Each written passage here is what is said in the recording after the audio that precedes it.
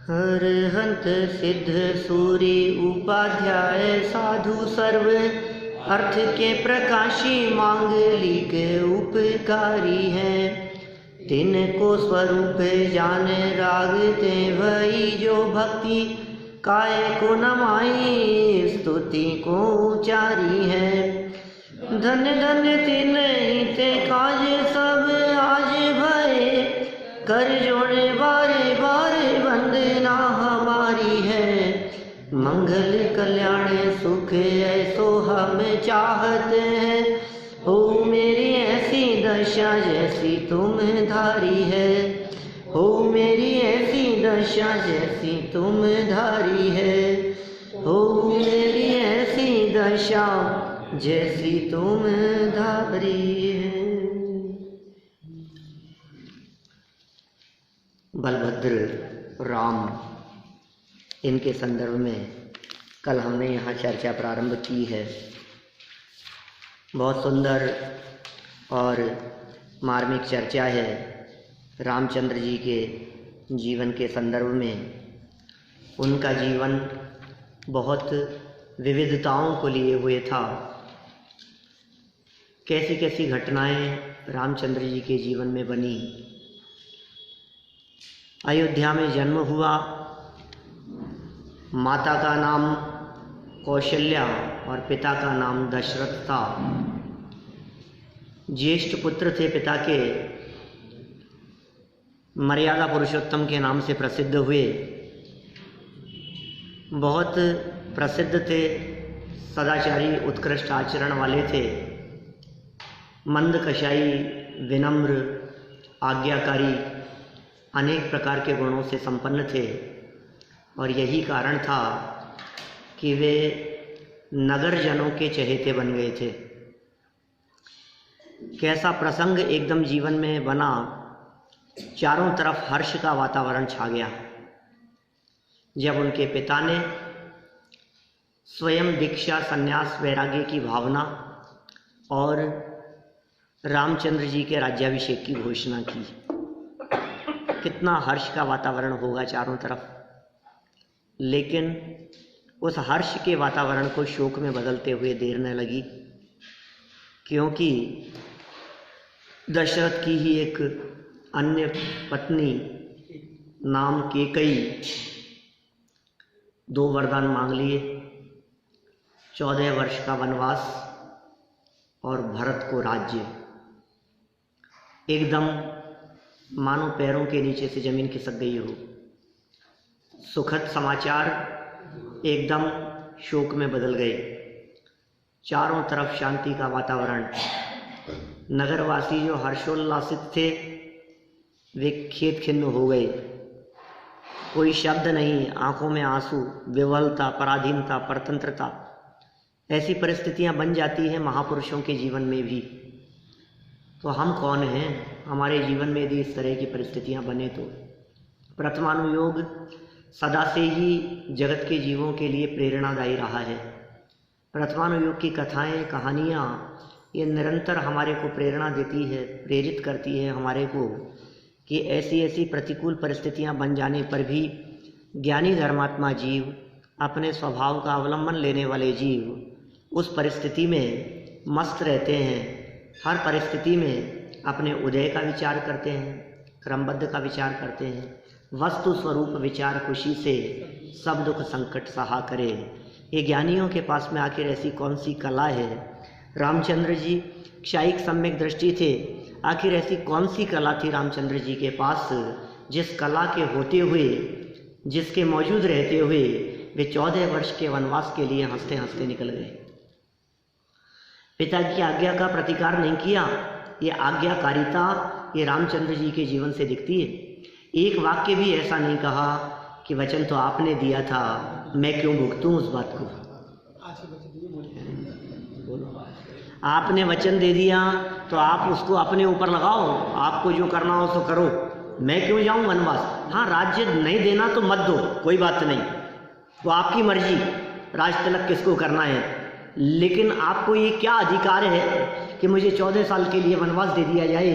ये तो राजा के राज्य में ये अन्याय है बहुत बड़ा। माने वे ऐसा प्रतिकार नहीं कर सके। आखिर क्या अपराध क्या था, मैं आपसे पूछता हूँ रामचंद्र जी का, गलती क्या थी उनकी? उन्होंने ऐसा क्या अपराध किया था जिस अपराध की सजा उनको 14 वर्ष वनवास में काटनी पड़ी? कुछ तो किया होगा। क्या गलती दशरथ की, भुगतना पड़ा रामचंद्र जी को। ऐसी अनीति जैन दर्शन में नहीं होती भाई साहब। क्या जे करम पूरब किए खोटे सहे क्यों नहीं जियरा, भुगतना पड़ेगा तुम्हारे को। इस जन्म में ना मिले पर भव में मिलता है, अपने पुण्य और पाप का फल सबको मिलता है। भुगतना पड़ेगा, भुगतना पड़ेगा। रामचंद्र जी जैसे महापुरुष को भुगतना पड़ा तो हम आप हैं कौन?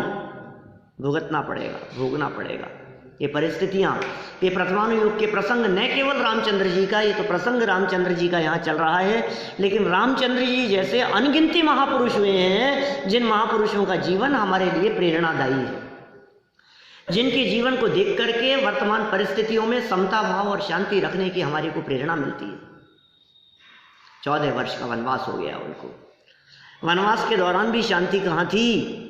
शांति से काल बीत रहा था। 14 वर्ष पूर्ण होने को थे, 13 वर्ष से अधिक काल बीत चुका था और अचानक एकदम और एक अलग हटके पाप कर्म का उदय आ गया।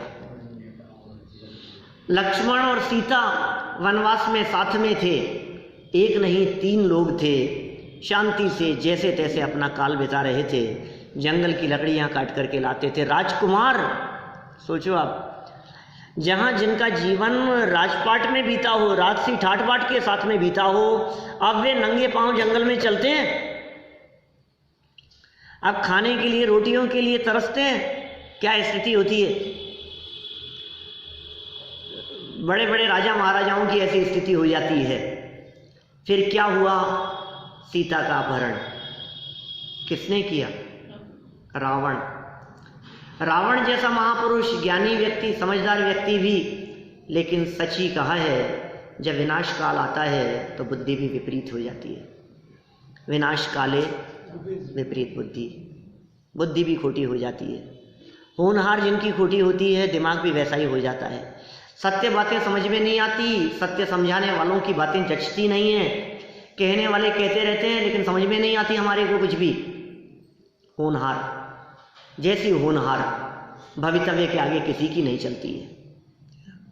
कुर्यात सा भवितव्यता आगतवती तत्र यद्रोचते, पद्मनंदी आचार्य पद्मनंदी पंचविंशतिका में कहते हैं ऐसी पंक्तियां कि इस भवितव्यता को जो बात रुचती है वो भवितव्यता वो काम करके ही रहती है। आप और हम हैं कौन उस भवितव्यता को टालने वाले?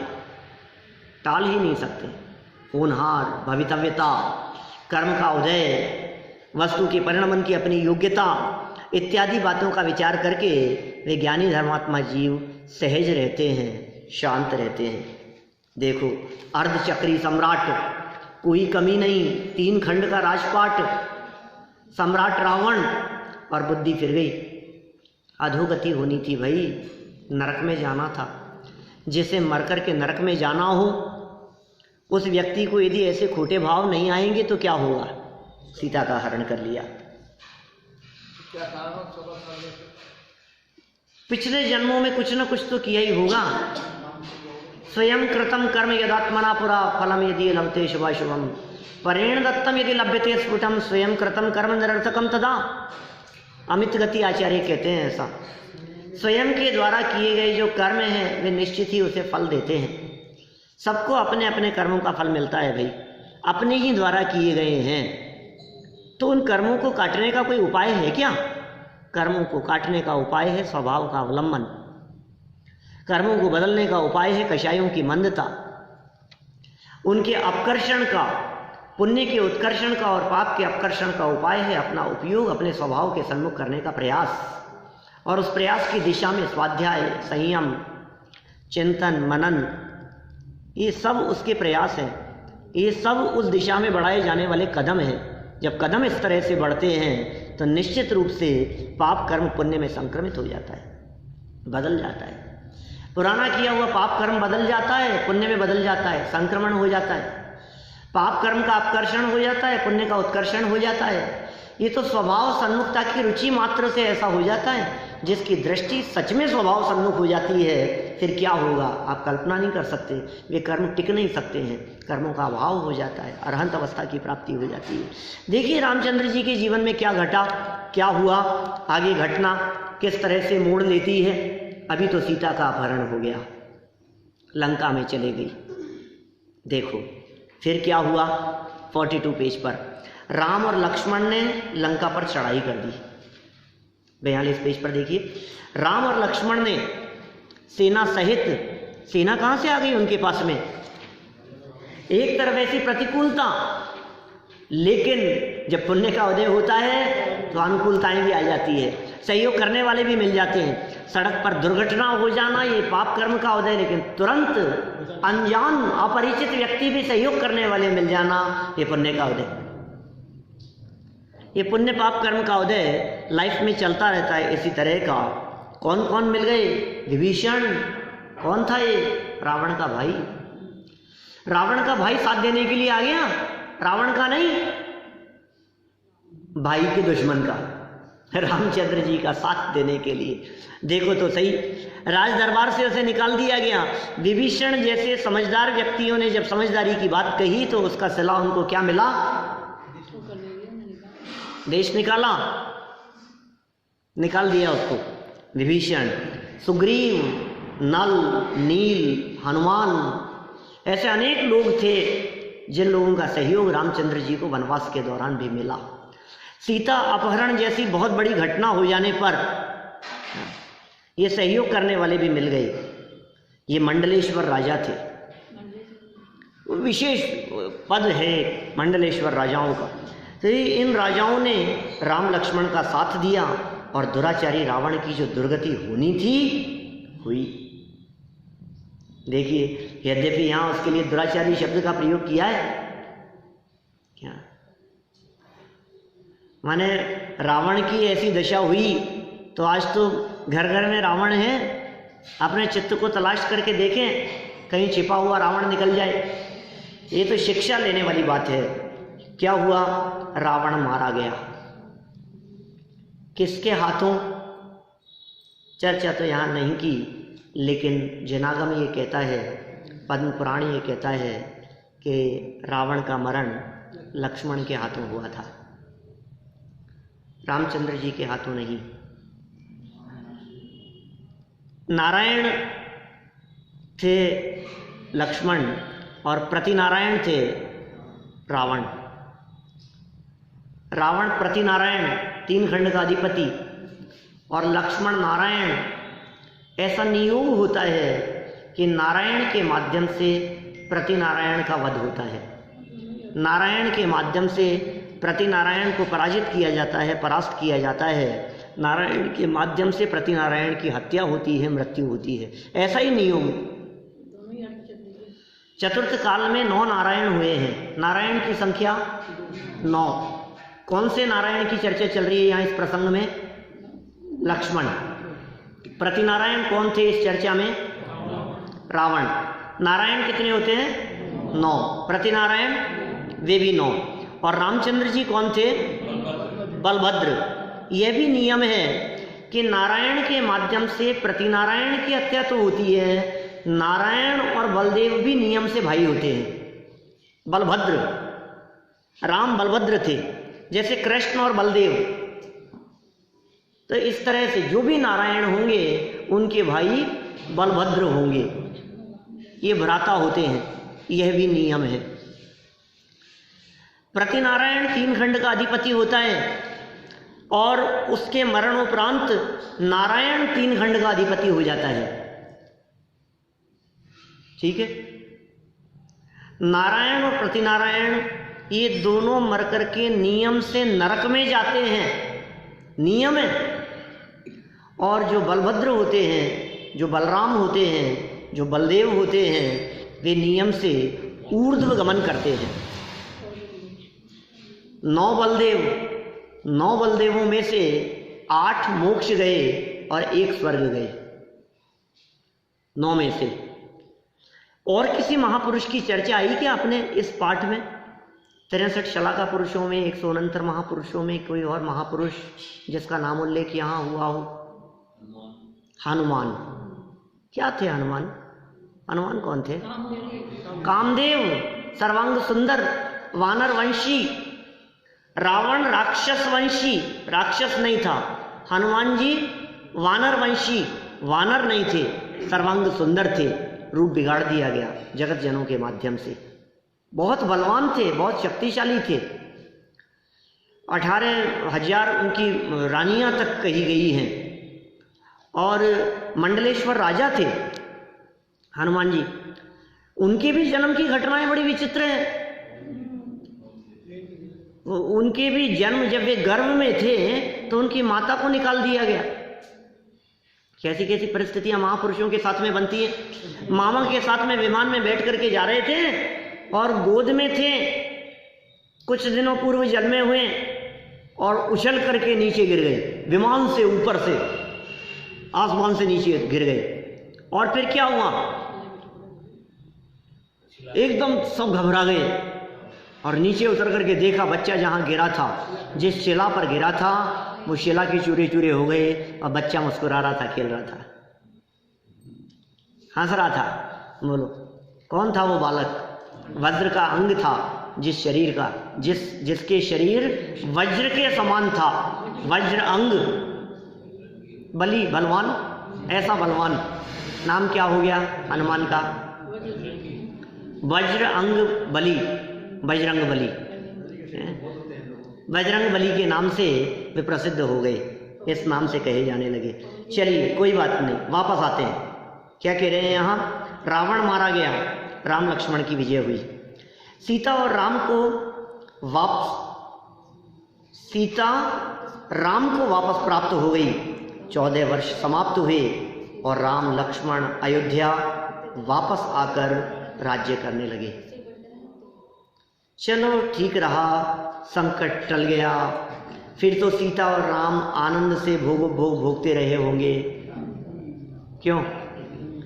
फिर तो संकट टल गया था ना, फिर तो शांति से लाइफ कट रही होगी। बहुत बड़ा संकट निकट गया है। 14 साल तक वनवास काट करके आई थी और रावण के यहाँ रह करके आई थी, अब तो शांति से रह रहे होंगे। अरे नहीं भाई, देखो भोगों में भी आनंद होता है क्या? तुम क्या बात कर रहे हो? भोग भोगते हुए आनंद से रह रहे होंगे? अरे भोगों में आनंद नहीं है, वे तो सदा विपत्ति के घर कहे गए हैं। भोग विपत्ति के घर हैं, भोग आपत्ति के घर हैं। भोगों में आनंद नहीं है, भोगों में विपत्ति है।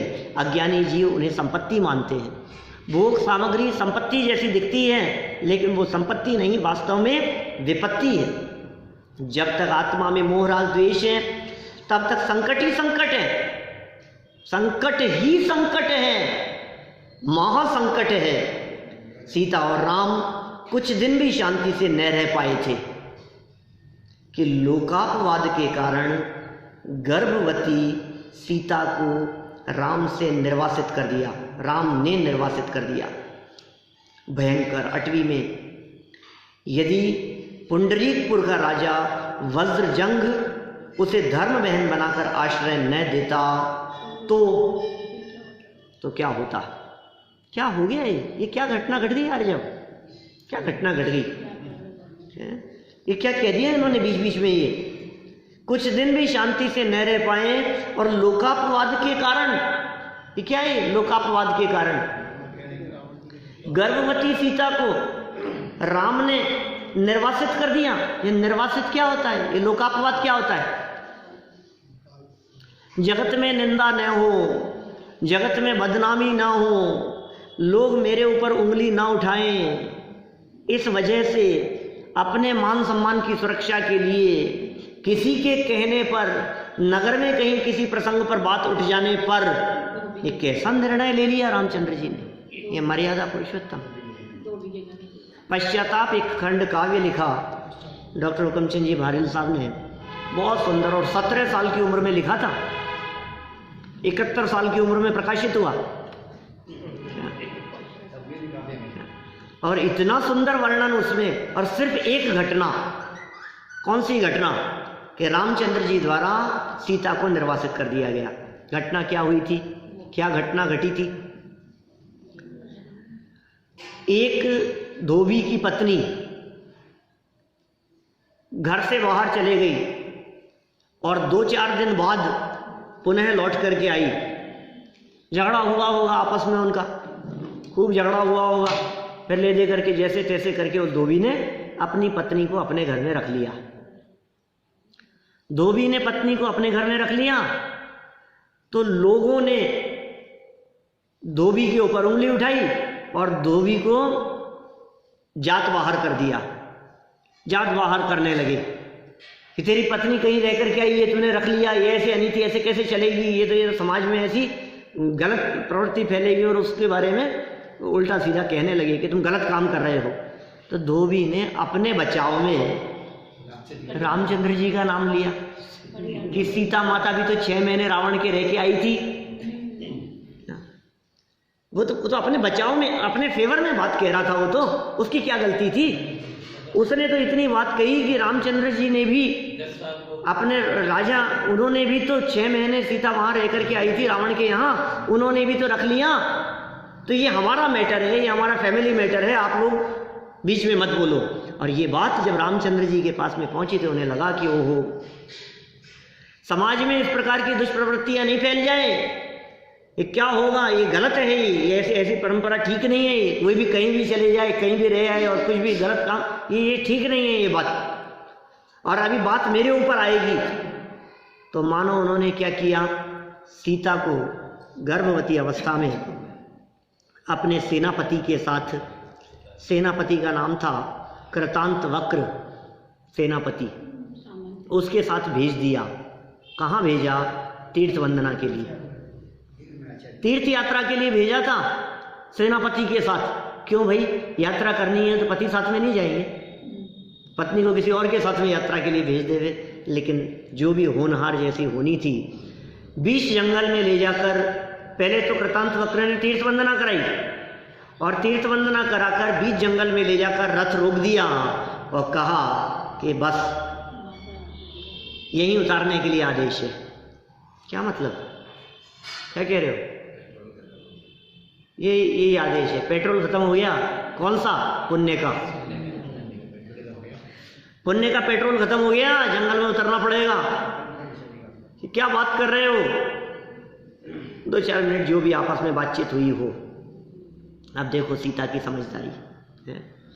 सीता भी सती थी, सीता भी विद्वान विदुषी थी, माने सीता का व्यक्तित्व भी जगत के जीवों के लिए अनुकरणीय है।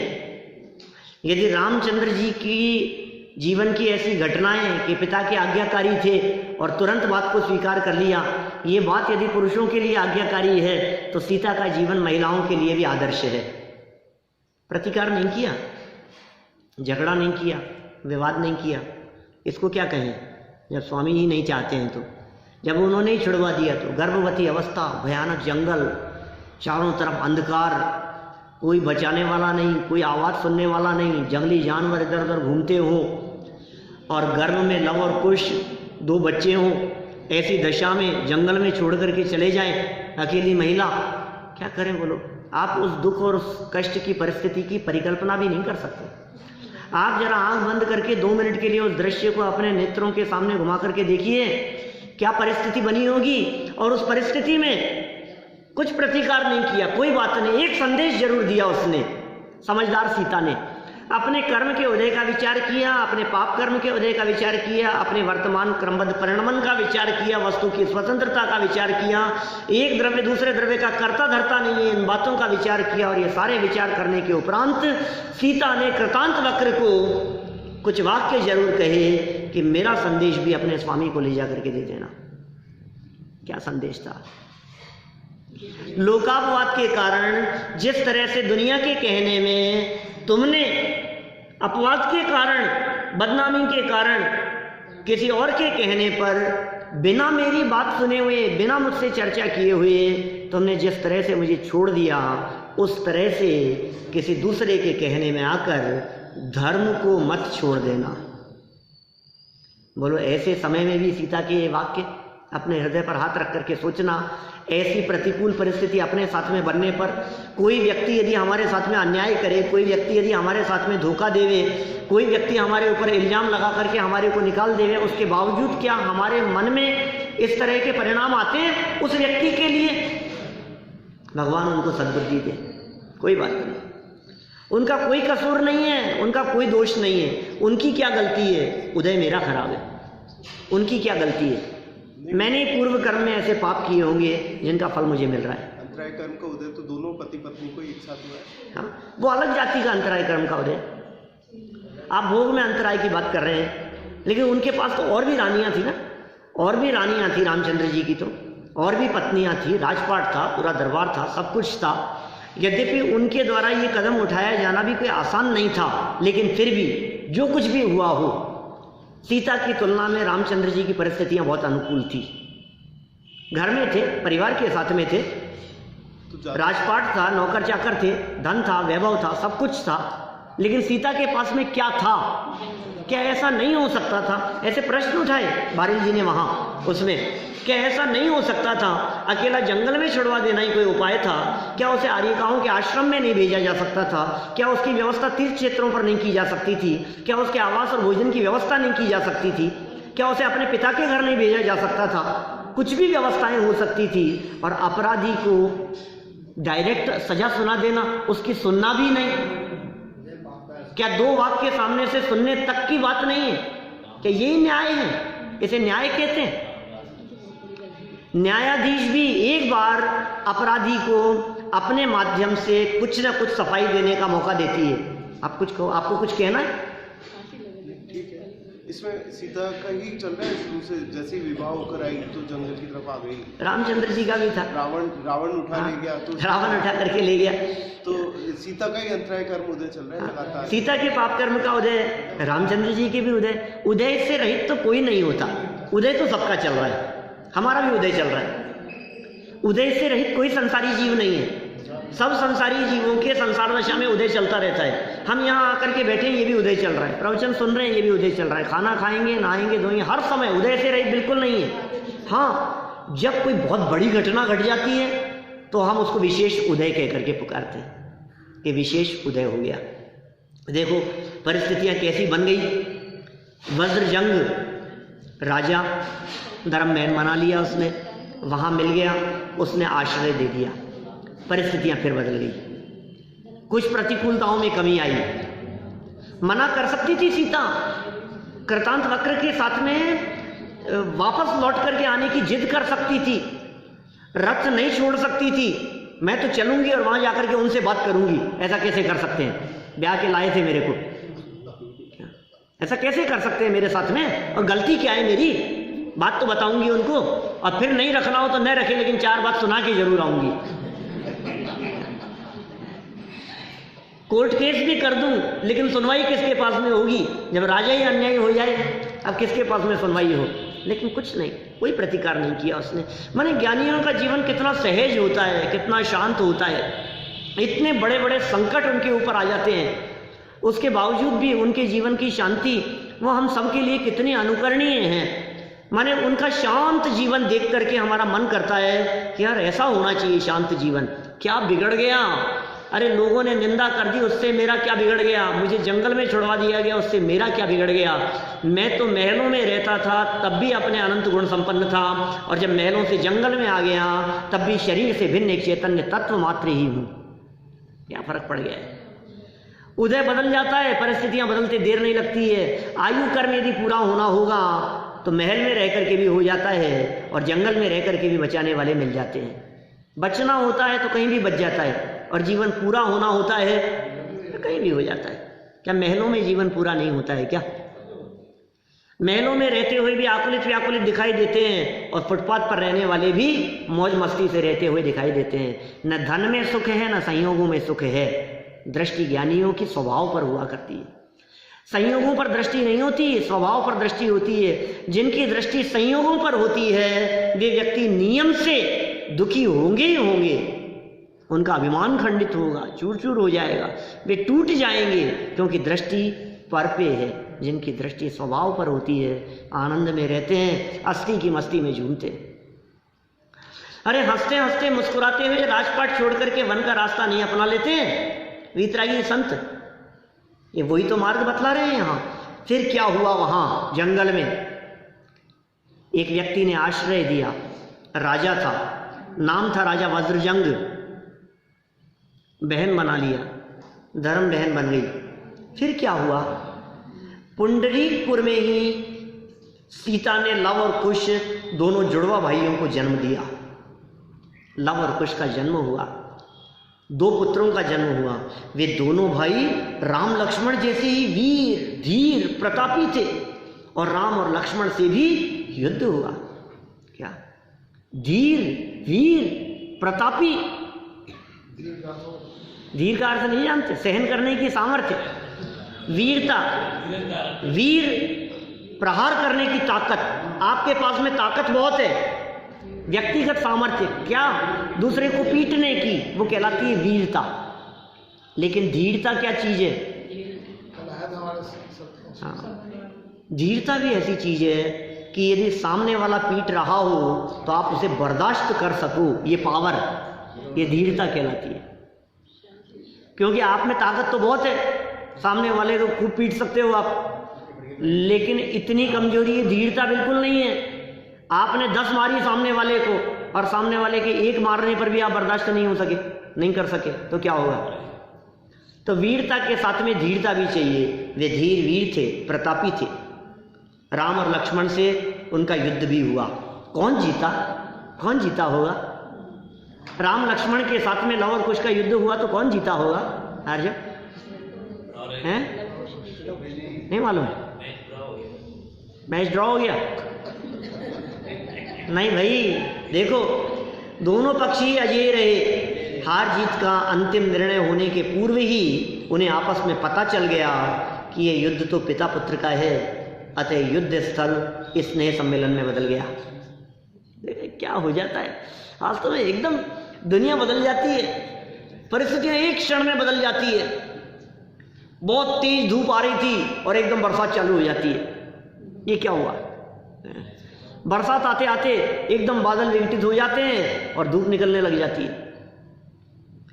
बहुत तेज प्रकाश था और एकदम घना अंधकार छा जाता है, बादल छा जाते हैं।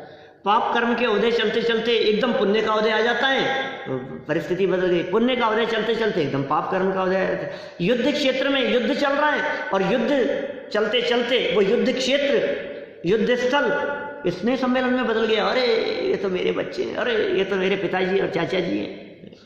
चलो अब तो सीता के दुखों का अंत हुआ। छात्र क्या कह रहा है? अब तो दुखों का अंत हो गया होगा, लव कुछ बड़े हो गए हैं, वापस सम्मेलन हो गया, स्नेह सम्मेलन आपस में मिल गए, यही हुआ होगा ना। अरे भाई, राग की भूमिका में दुखों का अंत हो ही नहीं सकता। क्या यार, क्या मर्म निकालते, क्या बातें लिखते हैं, बोलो। ये प्रथमानुयोग है, ये प्रथमानुयोग की स्टाइल है। मेरा मन था बीच में जीवंदर चरित्र चलाने का, अवसर मिलेगा तो चलाएंगे। इतनी सुंदर चर्चाएं हैं। ये प्रथमानुयोग नहीं है, जनागम के रहस्य भरे हैं इस प्रथमानुयोग में, सारे सार बतलाए हैं, गहराई से वर्णन किया है। राग की भूमिका में दुखों का अंत हो ही नहीं सकता। दुख के अंत का उपाय तो एकमात्र वीतरागता ही है। वीतरागता के बिना सुख नहीं मिलता, वीतरागता के बिना शांति नहीं मिलती। वीतरागता ही एकमात्र सर्व दुखों से मुक्ति का उपाय है, शांति का उपाय है। राग राग राग जलाने का काम करती है। यह राग राग दहे सदा ताते समामृत से। नहीं लगता है आपको ये राग आग जैसी नहीं लगती है, ये जलाने वाली नहीं लगती है, ये पीड़ा नहीं लगती है इसमें? फिर क्या हुआ? हुआ क्या ये तो बतलाओ, घटना तो बतलाओ। राम ने बिना अग्नि परीक्षा के सीता को स्वीकार करने से इनकार कर दिया। अब लो, कितने सालों बाद भी, इतने सालों बाद भी जब दोनों पुत्रों के साथ में सीता का सामना हुआ तो अब रामचंद्र जी भी अड़ गए। बात कह दी कि नहीं नहीं, अग्नि परीक्षा होगी, अग्नि परीक्षा होगी। क्या होती है अग्नि परीक्षा? सीता यदि पवित्र है तो वे अग्नि का कुंड बनाया जाएगा और अग्नि के कुंड में सीता कूदेगी। अग्नि जलाई जाएगी और यदि वो पवित्र होगी तो अग्नि उसकी पवित्रता का प्रमाण देगी, अग्नि उसकी पवित्रता का प्रमाण देगी और सीता बिना जले हुए उस कुंड से बाहर निकलेगी। और यदि वो जल गई तो इसका मतलब ये है वो अग्नि से पवित्र। अग्नि परीक्षा वास्तव में अग्नि की पवित्रता के लिए, बहुत सी चीज़ें ऐसी होती हैं जो अग्नि से पवित्र होती है। कई तरह की शुद्धियों की चर्चा की है रत्नकरण श्रावकाचार्य में सदा सुखदास जी ने। बहुत तरह की शुद्धि है, काल शुद्धि, समय शुद्धि, जल शुद्धि, धूम शुद्धि, धुआं से शुद्धि, अग्नि शुद्धि, ऐसे अलग अलग तरह की शुद्धियाँ होती है। कई चीज़ें ऐसी होती है जिन चीज़ों के बारे में मान लिया, कई ऐसे होते हैं जिनको छींटे देने के बाद में शुद्धि। आप दाग में जाकर के आए तो नहा करके शुद्ध होएंगे, और गर्म कपड़े, वूलन कपड़े वगैरह होते हैं तो छींटे दे करके शुद्ध हो जाते हैं। कुछ चीज़ें ऐसी होती है जिन चीज़ों को धूप लगा दी तो शुद्ध हो जाती है। कुछ वस्तुएं ऐसी होती है जिनको धुआं लगा दी क्या तो धुआं से शुद्ध हो गई। ऐसे कुछ चीज़ें ऐसी होती है काल बीत गया इतना, अब शुद्ध मान लिया गया, 4 दिन बाद में, 5 दिन बाद में ये शुद्ध मान लिया गया। तो ये ऐसे शुद्धि की चर्चाएं हैं। ऐसे अग्नि शुद्धि, कुछ बर्तन ऐसे, कुछ राख से शुद्धि है, जल से शुद्धि, अलग अलग तरह की शुद्धि की बात है। अग्नि शुद्धि बोले अग्नि में तुम अग्नि से निकलोगी तो अग्नि परीक्षा माने अग्नि शुद्धि, ऐसा समझ लो। फिर क्या हुआ? फिर क्या हुआ अग्नि परीक्षा में? महासती सीता ने अग्नि प्रवेश करके अपनी पवित्रता प्रकट कर दी। भयंकर अग्नि की ज्वाला भी शीतल शांत जल रूप परिणमित हो गई। शील की महिमा से देवों द्वारा यह चमत्कार किया गया। ओह, सीता की अग्नि परीक्षा हुई, देवों द्वारा जय जयकार होने लगा, देवों द्वारा पुष्प वृष्टि कर दी गई, अग्नि जल में परिणमित हो गई। देखो सीता के शील की महिमा। प्रथमानुयोग जब बात करता है तो कहता है पुण्य का उदय। देखो आप, करणानुयोग बात करता है पुण्य के उदय की, चरणानुयोग बात करता है शील की, प्रथमानुयोग बात करता है देवों द्वारा अग्नि का जल कर दिया गया। अरे विचित्र प्रकार की परिस्थितियां, और उन परमाणुओं की यदि परिस्थिति आप देखोगे तो आप महसूस करेंगे एक एक परमाणु की स्वाधीनता, अग्नि के परमाणुओं की जल रूप परिणमन करने की अपनी योग्यता। क्या चमत्कार था भाई! अग्नि जल में बदल गई, देवों ने पुष्प वृष्टि करना चालू कर दिया, जय जयकार होने लगी, पाप कर्म का उदय पुण्य के उदय में बदल गया, सीता का शील सारे जगत में जय जयकार होने लगी। चारों तरफ भीड़ लगी हुई थी, लोग देख रहे थे। जिस समय सीता की अग्नि परीक्षा होनी थी उस समय सबके चेहरे मुरझाए हुए थे अयोध्या वासियों के। देख सकते हैं आप हमारे यहाँ लगे हुए इस चित्र में, नीचे एक चित्र दिया है, कहीं नहीं है पूरी दुनिया में ऐसा चित्र सीता की अग्नि परीक्षा का जैसा यहाँ बना है। पूरे अयोध्या वासी, चारों तरफ भीड़ लगी हुई है, चारों तरफ लोग खड़े हुए हैं, सीता अग्नि के कुंड में प्रवेश कर रही है, सबके चेहरे मुरझाए हुए हैं, सबके चेहरे पर मायूसी छा रही है। हे रामचंद्र जी, ये क्या कर दिया आपने? फिर नई बात लगा दी। अब तो अपना लेते कम से कम, इतने सालों बाद तो फिर नई बात। और जैसे ही अग्नि में कदम रखा, अग्नि जल में बदल गई। ये क्या हुआ? अग्नि बुझ गई, अग्नि कुंड जल कुंड में बदल गया, पुष्प वृष्टि होने लगी, जय जयकार होने लगी, चारों तरफ खुशी का माहौल छा गया। ओह, अग्नि परीक्षा में सीता सफल हो गई। फिर तो राम ने सीता को स्वीकार कर लिया होगा, अब तो कर लिया होगा ना। बोलो, एक बार ससुर ने वनवास दिया था, दूसरी बार पति ने वनवास दिया, अब तो अच्छी घड़ी आ गई थी। हाँ, राम तो सीता को स्वीकार करने को तैयार हो गए थे, पर सीता ने गृहस्थी की आग में जलना स्वीकार नहीं किया। बोलो, अग्नि परीक्षा के लिए तो सीता तैयार हो गई, अग्नि की आग में कूदने के लिए तो तैयार हो गई, लेकिन गृहस्थी की आग में जलना उसने स्वीकार नहीं किया, क्योंकि उसने अच्छी तरह जान लिया था भोगों में सुख नहीं है, सुख प्राप्ति का उपाय तो मात्र वीतरागी मार्ग ही है। अतः वे आरिका के व्रत धारण कर आत्म साधना में रत हो गई, आरिका बन गई। कहाँ चले गई सीता? हिंदू परंपरा में कहा जाता है कि सीता पृथ्वी फट गई और सीता पृथ्वी में समा गई, लेकिन जैन मान्यता के अनुसार सीता ने दीक्षा ले ली माताजी से, आरिका दीक्षा ली, और जो आरिका थी उनका नाम था पृथ्वीमती। पृथ्वीमती आरिका के समक्ष सीता ने दीक्षा ली, मानो सीता पृथ्वीमती आर्यिका के आश्रम में, उनके समागम में, उनके सानिध्य में समा गई। जनता कहने लगी सीता पृथ्वी में समा गई, आर्यिका धारण कर लिए। और रामचंद्र जी का क्या हुआ पीछे से, इनका क्या हुआ होगा? राम भी कुछ काल बाद संसार की असारता देख वीतरागी साधु हो गए। रामचंद्र जी भी साधु हो गए और आत्म साधना की चरम स्थिति पर पहुंचकर राग द्वेष का नाश कर पूर्ण ज्ञानी सर्वज्ञ बन गए। रामचंद्र जी ने भी कुछ समय राज्य किया हो तो किया हो, फिर तदुपरांत दीक्षा ले ली, वीतरागी साधु हो गए, दिगंबर साधु हो गए, मुनि बन गए, राजपाट का त्याग कर दिया, आत्म साधना में निमग्न हो गए, अपने स्वभाव में लीन हो गए और स्वभाव में लीन होकर अल्प काल में केवल ज्ञान की प्राप्ति कर ली। पूर्ण वीतरागी, पूर्ण सर्वज्ञ, अनंत सुख संपन्न हो गए। रामचंद्र जी का जीवन बड़ा अद्भुत विचित्रताओं लिए जीवन था, लेकिन कोई बात नहीं, वे भगवान बन गए, वे पूज्य हो गए। यह राम कथा तो बड़ी ही रोचक एवं शिक्षाप्रद है, इसमें तो बहुत आनंद आया, अनेक नई बातें भी समझने को मिली। जरा विस्तार से समझाइए ना गुरु जी। अब और क्या विस्तार से समझाएं भाई, इससे ज़्यादा क्या विस्तार करें हम। इतनी रोचक कथा और इतनी शिक्षापद प्रसंग, रामचंद्र जी के जीवन भी हमारे लिए अनुकरणीय, आदर्श, उनके जीवन की घटनाएं भी हमारे लिए बहुत प्रेरणादायी, और सीता का जीवन भी हमारे लिए अत्यंत प्रेरणादायी, प्रेरणा देने वाला। तो लोग पूछते हैं आप मस्तक क्यों नहीं झुकाते हो, आप नमस्कार क्यों नहीं करते हो, आप पूछते क्यों नहीं हो? तो फिर हम क्या कहते हैं, हम भगवान राम के उपासक हैं, हम राजा राम के नहीं। बस हमारा मस्तक राजा के चरण में नहीं झुकता।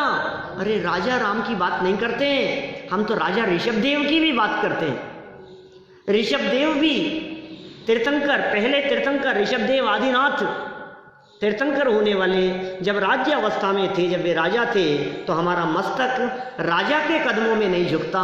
जब ऋषभदेव ने दीक्षा ले ली, जब वे मुनि बन गए, जब वे तीर्थंकर बन गए, जब वे केवल ज्ञानी, वीतरागी और सर्वज्ञ हो गए, तो हमारा मस्तक उनके चरणों में अवश्य झुकता है। हम तो वीतरागता के उपासक हैं। वंदे तद्गुण लब्धये, हम तो वंदना करते हैं उनके गुणों की प्राप्ति के लिए, हम तो वंदना करते हैं उन जैसा बनने के लिए। हमारी वंदना उन जैसा बनने के लिए है, इसलिए हमारा मस्तक झुकता है, इसलिए वे हमारे लिए आदर्श हैं, क्योंकि उन्होंने सब कुछ त्याग किया। ये जैन परंपरा का मार्ग भोग का नहीं, त्याग का मार्ग है।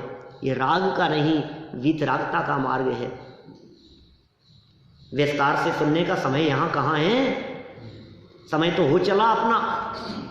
यदि विस्तार से जानना चाहते हो तो तुम्हें रवि सेनाचार्य द्वारा लिखित पद्म पुराण का स्वाध्याय करना चाहिए। आखिर सीता के साथ में ऐसी परिस्थितियां कैसे बनी, आखिर रामचंद्र जी के साथ में राज्याभिषेक होते होते वनवास क्यों हो गया, आपको सब बातों का जवाब मिलेगा, सारे कारण मिलेंगे, सारी परिस्थितियां, पूर्व जन्मों की कथाएं मिलेगी, कहानियां मिलेगी, क्या क्या घटित हुआ उनके साथ में। लेकिन भाई हम पढ़ तो लेंगे पद्म पुराण, वो तो संस्कृत में होगा ना। हाँ, मूल तो वे संस्कृत भाषा में ही हैं, पर पंडित दौलत राम जी कासलीवाल ने उसका हिंदी अनुवाद भी कर दिया है। लगभग 200 साल पहले बहुत सुंदर उसका अनुवाद भी दौलत राम जी कासलीवाल द्वारा कर दिया गया है। वे कहाँ मिलेगा?